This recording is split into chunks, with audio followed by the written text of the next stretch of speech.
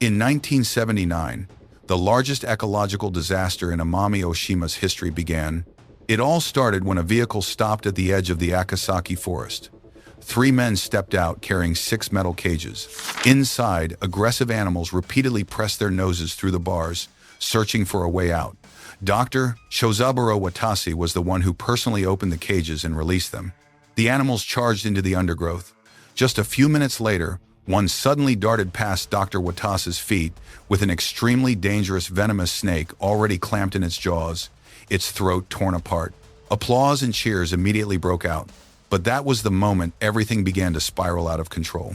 21 years later, in that very same place, their population had grown from 30 to 350 times that number. They were everywhere, causing damage across the island, driving more than 15 species found only on Amami out of many forest areas, and affecting nearly every aspect of local people's lives. How did an idea that seemed almost perfect turn into a massive environmental disaster? And over the next 40 years, with 3.6 trillion yen, what did they do to bring life back to this World Natural Heritage Island? At the time, Amami Ōshima was one of Japan's greatest biodiversity havens, except for one problem: the habu snake, the most venomous and one of the most common snakes on the island. Farmers encountered them in their fields, elderly residents came across them along roadsides, and around 1,980, more than 400 people were bitten each year. At a time when anti-venom was still limited and existing control methods were ineffective, Japan came up with what seemed like the perfect solution: introduce mongooses to the island. They were fast, tough, had extremely quick reflexes, were resistant to snake venom, and posed little danger to humans. So 30 of these non-native predators were quickly brought to the island. But there was one problem, and it was so basic that it was almost embarrassing. The two predators rarely ever encountered each other. Mongooses are active during the day, while habu snakes mainly hunt at night. The mongooses failed at their mission of hunting snakes, but there was one thing they were extremely good at: reproducing. From just a few dozen animals at the beginning, their population had grown to more than 10,000 by the year 2000. Their numbers increased so rapidly that Japan eventually had to deploy tens of thousands of traps, hundreds of cameras, and even a specialized hunting team that spent years fighting them directly. But we'll come back to that later. But before we get to that, take a look at what the mongooses did to the forest.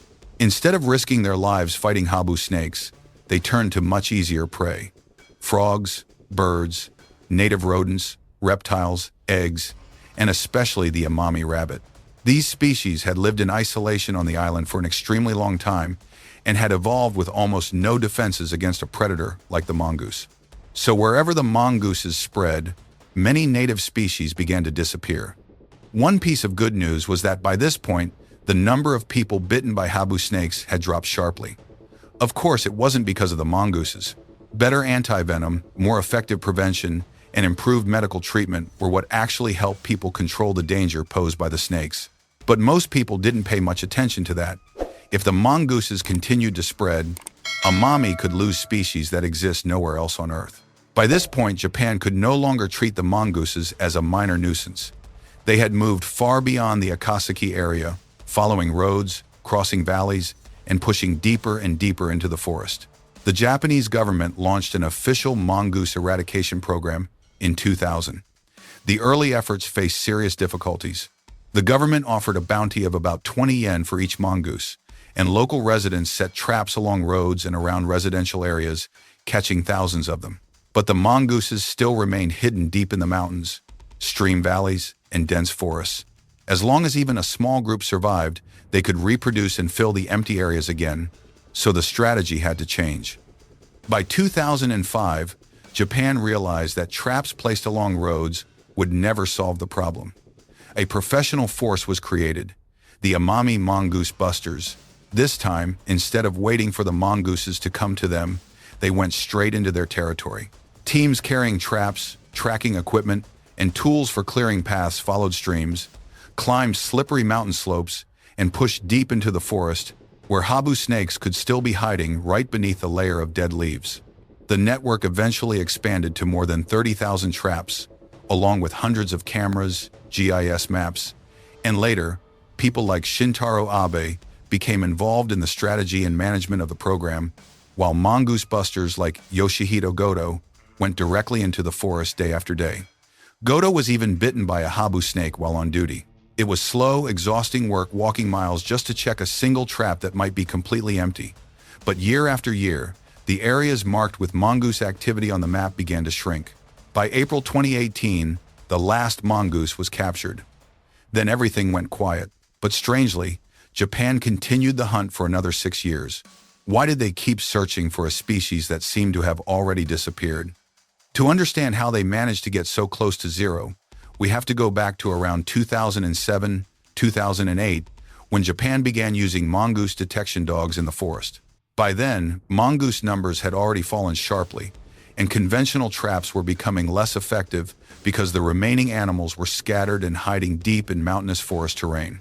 The dogs were trained to detect the scent of live mongooses, their droppings, and other signs that were extremely difficult for humans to spot with the naked eye.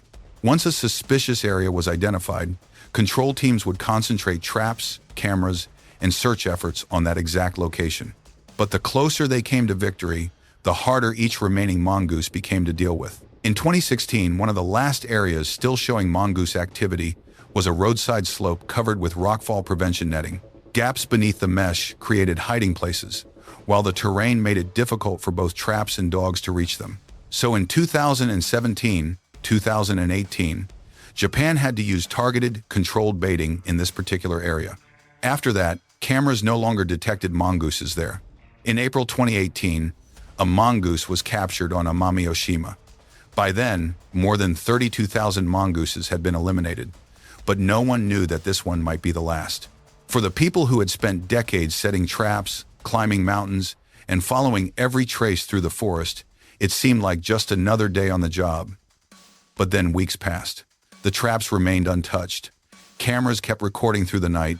Detection dogs continued pressing their noses close to the leaf litter, moving from one mountainside to the next, from one stream valley to another.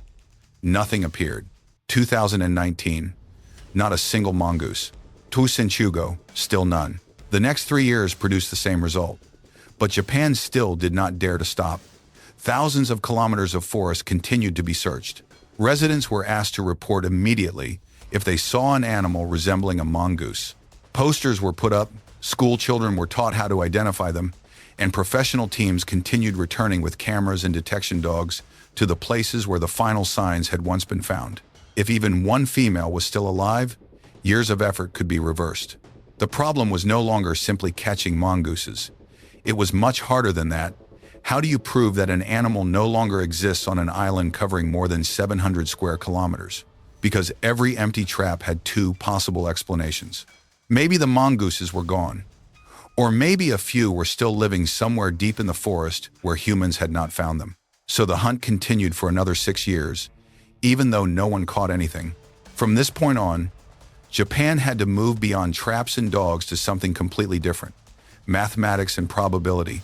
To answer the final question, had they truly won, or was the last mongoose still hiding somewhere in the forests of Amami?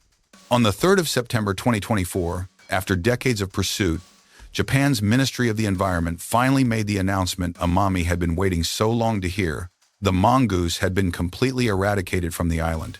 45 years after the first few dozen animals were brought to Amami, the hunt was finally over. But that was only in Japan. Looking at the bigger picture around the world, catching the last animal still does not automatically mean victory. Worldwide, there have been only about 9 cases in which mongooses were completely eradicated after establishing a population in a new environment. And Amami Ōshima was more difficult than almost all of them. This is an island covering more than 700 square kilometers, filled with mountains, streams, and dense forests.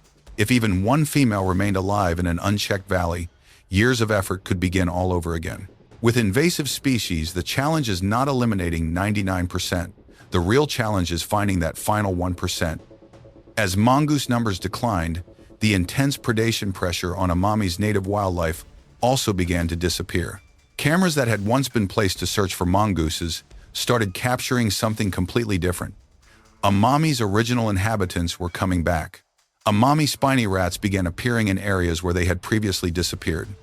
Ryukyu, long-haired rats expanded their range. Endemic frogs started showing up again along forest streams, while the Amami woodcock and Amami thrush also showed signs of recovery. What makes this especially significant is that this was not the return of just one species. Multiple layers of the ecosystem were responding at the same time. As the invasive predator disappeared, the forest seemed to begin recovering its natural rhythm.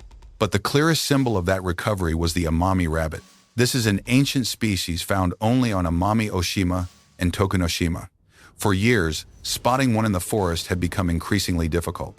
Around 2003, the population on Amami Ōshima was estimated at only about 2,000 to 4,800 individuals.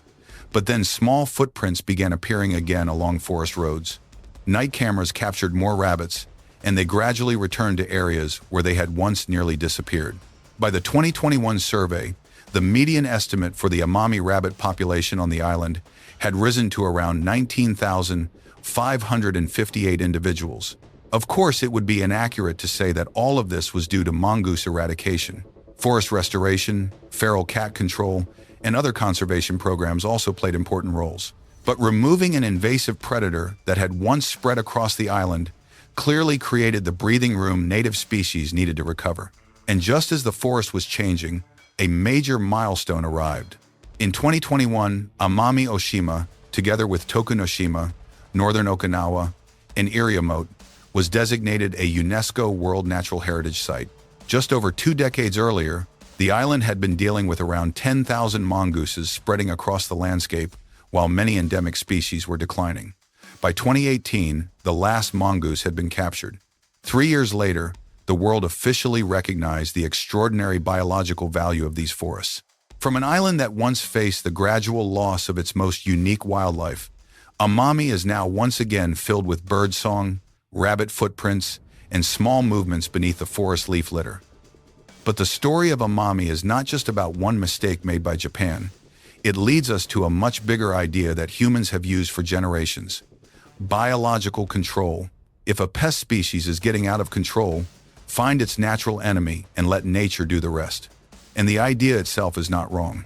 Today, serious biological control programs study host range, test effects on non-target species, assess risks under controlled quarantine conditions, and only then consider releasing an organism into the environment. Many parasitoid wasps, predatory insects, and other biological control agents are being used successfully in agriculture. The problem begins when humans introduce a new predator into an ecosystem they do not fully understand. And Amami was not even the first place to learn that lesson. Go back to Hawaii in 1883. Across vast sugarcane fields under the tropical sun, rats were chewing through the stalks and causing losses for sugar growers. The sugar industry decided to introduce the small Indian mongoose to the island of Hawaii to control them, and the species was later brought to Maui, Molokai, and Oahu. The idea sounds disturbingly familiar, but mongooses are mainly active during the day, while much of the rat's activity takes place at night. The mongooses did eat rats, but their effect on rat populations was smaller than expected. Meanwhile, a mongoose roaming along the ground could easily find eggs, young birds, reptiles, and native animals that had never evolved alongside a predator like it. Today, mongooses occupy many habitats across Hawaii's major islands and are considered an invasive species that causes significant harm to native wildlife. But to see where this entire chain of events really began, we have to go even further back to Jamaica in 1872. There, a plantation owner introduced mongooses to deal with rats in sugarcane fields. At first, the results excited people so much that the idea quickly spread to other islands. But the mongooses did not stop at rats. Insect-eating birds and native reptiles also became prey. By the late 19th century, Jamaicans were even blaming mongooses for an explosion in tick numbers, arguing that the decline of birds and reptiles had triggered a chain reaction. However, modern historical research shows that the story was more complicated. The tick outbreak was likely strongly connected to imported livestock and cannot simply be blamed entirely on mongooses. And that is exactly the important lesson. Ecosystems rarely respond in the simple, straight line humans expect. On St. Croix, in the U.S. Virgin Islands, the consequences of invasive mongooses appeared in the form of a small lizard. The St. Croix ground lizard once lived on the main island, But mongooses, together with habitat loss, drove it to local extinction. The U.S. Fish and Wildlife Service identified mongooses as the primary cause. On 2 nearby offshore islands, only about 400 individuals remained, but thanks to timely discovery and relocation, their population increased to nearly 3,000. Scientists now even hope to return them to St. Croix itself. Sri Lanka had traditionally used dogs to sniff out illegal substances. But if mongooses had already been used by people for generations to drive cobras away from farms, why not train them to do something similar in a completely different field? A proposal was even submitted to Sri Lanka's Ministry of Foreign Affairs, seeking funding for a pilot project to train mongooses to detect illegal substances. The project received as much as $50,000 in funding. An expert was hired, and the National Zoo was persuaded to allow its grounds to be used for training. The idea was to release a few mongooses into a cargo container packed with automobile parts. They would search through the container, and if they detected something suspicious, they would run out with the fur on their tails standing up. Think that sounds impossible? It turns out mongooses really can be trained. They even passed the test successfully, and people at the time were extremely excited. But in the end, the project was never truly implemented. Changes in leadership, political instability in the country, and various other problems gradually caused people to forget about the mongooses. After 45 years, the last mongoose has disappeared from Amami Ōshima. Forests that had gradually lost their rabbits, birds, and other native wildlife are slowly coming back to life. But on a global scale, this story is far from over. In Hawaii, Jamaica, and many other islands, mongooses are still present, continuing to prey on native species and creating conservation challenges that humans have yet to fully solve. That is why Amami is not just a story about a mistake. It also proves that a damaged ecosystem can recover if people are persistent enough to repair the harm they caused. It took only a short time to release a few dozen animals into the forest, but Japan had to spend decades and billions of yen trying to restore the island. So what do you think? Should Japan have introduced mongooses to Amami in the first place? Leave your thoughts in the comments below.